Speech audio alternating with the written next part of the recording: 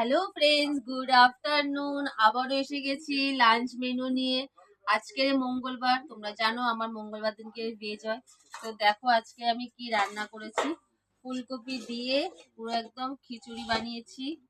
ফুলকপি, টমেটো সবকিছু দিয়ে দেখো, এই যে ফুলকপি দেখেছো, ফুলকপি দিয়ে খিচুড়ি বানিয়েছি। তার সাথে এখানে আছে বেগুন ভাজা, আলু ভাজা, আর এখানে আছে কষা কষা আলুর দম। এই হচ্ছে আজকে আমার মেনু। দেখেছো, খিচুড়ি, বেগুন ভাজা, আলু ভাজা আর আলুর দম। এই হচ্ছে আজকে আমার মেনু। আমার মেনু তোমাদের কেমন লাগে অবশ্যই কমেন্টস করে জানিও। সবাই ভালো থাকো, সুস্থ থাকো, টাটা।